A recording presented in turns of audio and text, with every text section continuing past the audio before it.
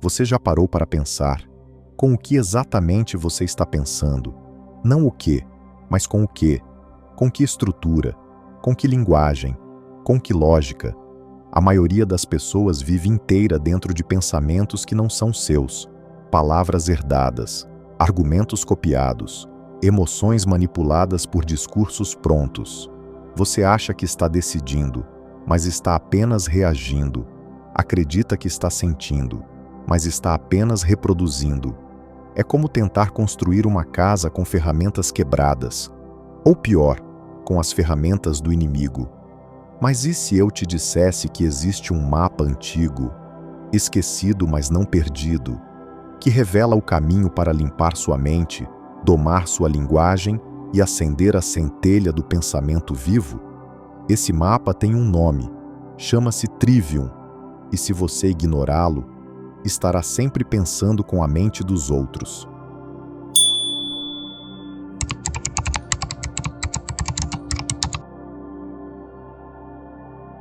Eu comecei a suspeitar quando percebi que meus pensamentos vinham com vozes que não eram minhas, vozes que carregavam o tom da autoridade, da escola, dos pais, das manchetes, das frases feitas que circulavam como moedas sem valor.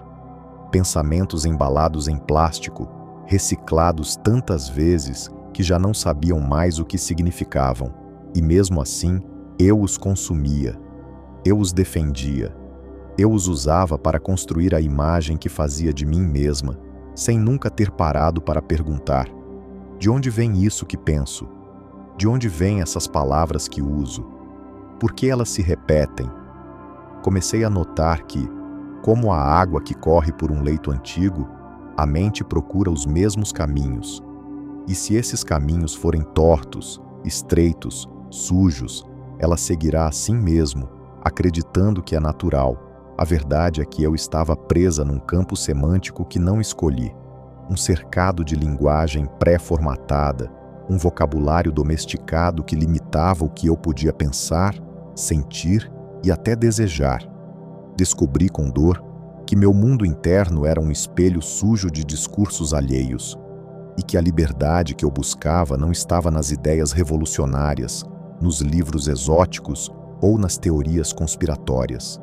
Estava antes, e muito antes, na estrutura invisível da minha mente, na maneira como eu pensava, no que eu considerava lógico, na forma como organizava as palavras. Eu não precisava de mais ideias, precisava de gramática, de lógica, de retórica, mas não aquela ensinada como matéria escolar, mas como arquitetura da alma, o trivium, o alicerce perdido da mente viva. Comecei então a ouvir, a observar, a desconstruir o que achava ser meu pensamento, e descobri que, para pensar com a própria mente, é preciso primeiro desinstalar todas as vozes que você herdou, inclusive a que agora tenta julgar este momento.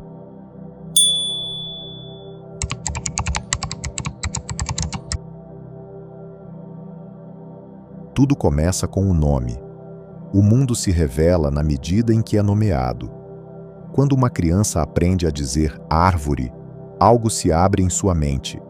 Ela já não vê mais apenas um emaranhado de galhos e folhas. Ela reconhece uma entidade, um ser com bordas. E é assim que tudo começa, nomeando. Mas o que ninguém nos disse é que a forma como nomeamos o mundo molda a maneira como o sentimos. A gramática não é apenas um conjunto de regras escolares, é o esqueleto do pensamento, é a forma pela qual organizamos a realidade dentro de nós. Cada verbo que escolhemos, cada tempo que usamos, cada sujeito oculto é um espelho da maneira como nossa consciência se estrutura. Quando você diz "eu sou ansioso", está conjugando sua identidade, está fixando sua alma em uma prisão gramatical. Mas se você muda para "estou com ansiedade", já percebe a diferença? Um verbo é estado, o outro é essência. Essa distinção muda tudo. A gramática é mágica, mas mágica de verdade, no sentido mais literal da palavra. Ela cria. E se você desconhece sua estrutura, é criado por ela, como um feitiço que se perpetua sem que você perceba. Foi por isso que os antigos colocaram a gramática como o primeiro pilar do trivium, porque quem não domina os nomes é dominado por eles. Quem não sabe identificar um sujeito, um predicado, um objeto direto, jamais saberá diferenciar o que é seu do que é do outro. E assim segue, repetindo, reagindo, reencenando o que foi dito por vozes que nem sabe de onde vieram. Por isso, o primeiro passo para pensar com a própria mente é reverter o feitiço, é estudar a língua como um espelho, é ver na sintaxe os caminhos da alma, porque, ao reorganizar a linguagem, você reconfigura o ser.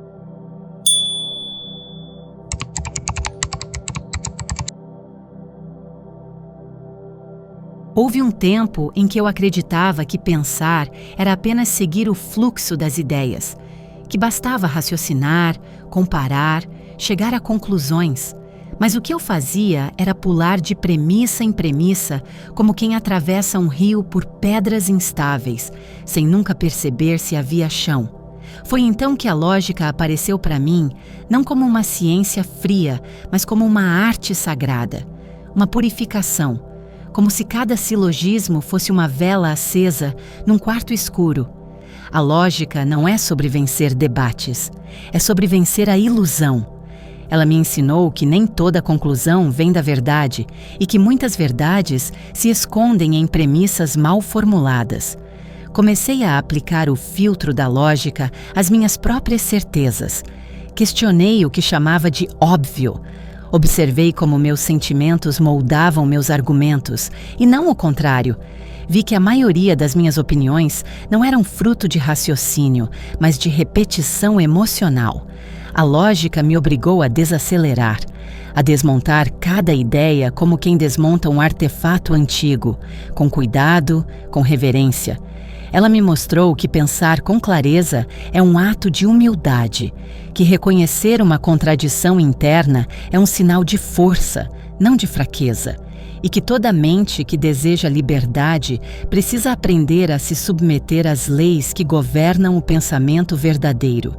Não as leis impostas de fora, mas aquelas que brotam do encontro honesto com o real. A lógica, para mim, virou um oráculo. Não porque responde, mas porque depura. E depurar é um verbo essencial para quem quer parar de pensar com a mente dos outros.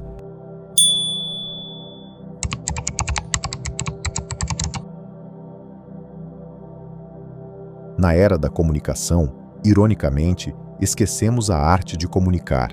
Aprendemos a gritar, a reagir, a repetir manchetes como papagaios encantados por sua própria voz. Mas a retórica, a verdadeira retórica, não é manipulação, nem ornamento.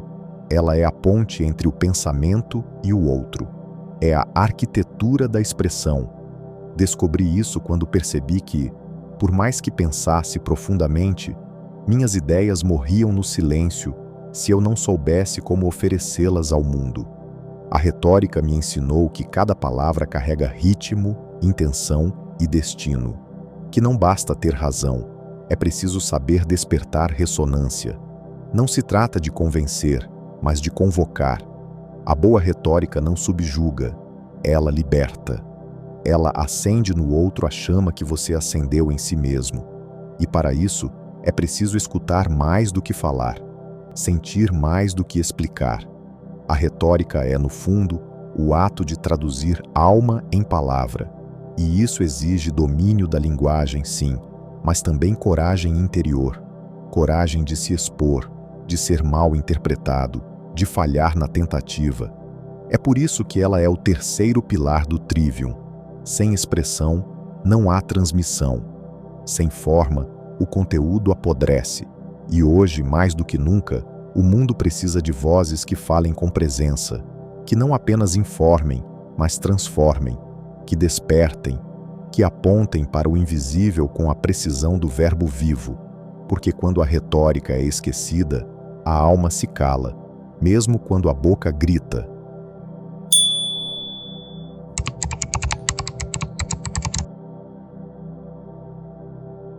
Depois de um tempo, comecei a perceber que o Trivium não era apenas um método de ensino antigo, era um templo invisível, um espaço interior que, quando erguido com intenção, transformava a própria estrutura da alma.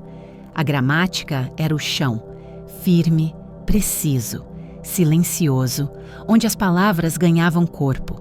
A lógica, as colunas, que sustentavam o teto do raciocínio, alinhadas como leis cósmicas. E a retórica. A retórica era o altar, o lugar onde a chama do pensamento se oferecia em sacrifício para se tornar linguagem viva. Percebi que por toda a vida eu havia caminhado por corredores mentais desordenados. Havia construído pensamentos sobre fundações frágeis, decorado discursos em paredes trincadas. E aos poucos fui limpando esse espaço. Não com pressa, não com fórmulas, mas com reverência. Reconstruí o chão da minha gramática, dando novo sentido às palavras que uso todos os dias. Reergui as colunas da lógica, alinhando meus argumentos com a honestidade do sentir. E acendi, no altar da retórica, a centelha da expressão verdadeira. A cada passo, minha mente deixava de ser um depósito de ideias alheias e se tornava um santuário. Um lugar sagrado onde o pensar não era obrigação, mas oferenda.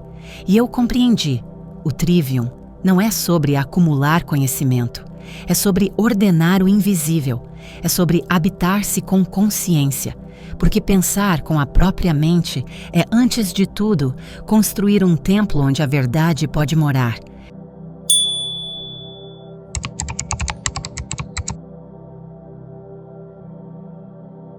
Vivemos numa época em que a linguagem foi sequestrada.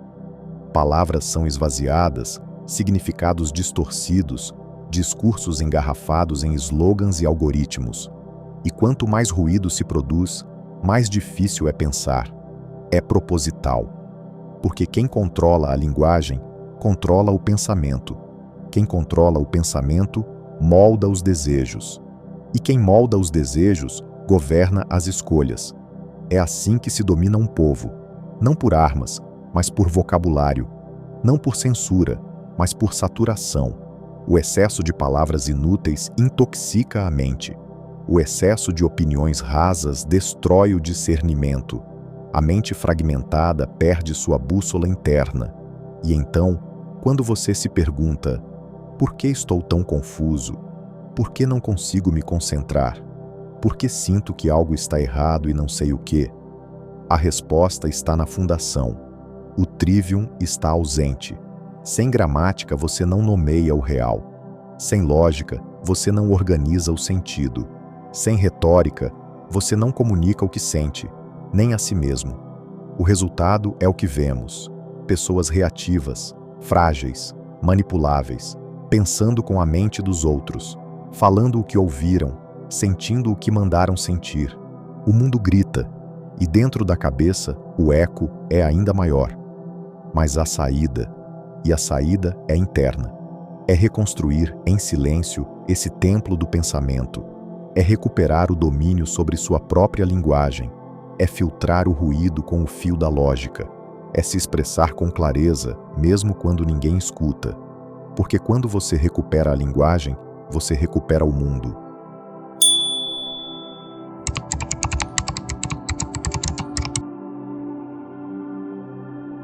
Reconstruir o Trivium é como restaurar um jardim sagrado que foi abandonado. No início, há entulho, galhos secos, raízes quebradas, silêncios acumulados como poeira nas frestas da alma. Mas se você parar, apenas parar e escutar, sentirá o chamado. Ele não vem como grito, vem como um sopro, um eco sutil dizendo: você não precisa pensar como te ensinaram. Nesse instante, algo dentro de você começa a se alinhar. Um verbo antigo desperta, um sujeito oculto emerge, um predicado de esperança se forma em silêncio.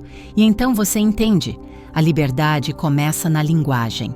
Começa quando você aprende a nomear sua dor com precisão, quando você questiona a lógica dos seus medos, Quando você transforma sua angústia em expressão lúcida, cada palavra limpa se torna um tijolo, cada silêncio consciente, uma fundação. E à medida que você reconstrói essa casa interna, percebe que nunca esteve só, que o Logos, o princípio divino da mente viva, sempre esteve ali, esperando para habitar novamente seu templo. Reconstruir o Trivium é um ato de revolução íntima, um caminho de retorno à clareza, um gesto de coragem sagrada, porque quando você começa a pensar com a sua própria mente, o mundo já não te possui, e quando o mundo não te possui, a alma pode, enfim, voltar a florescer.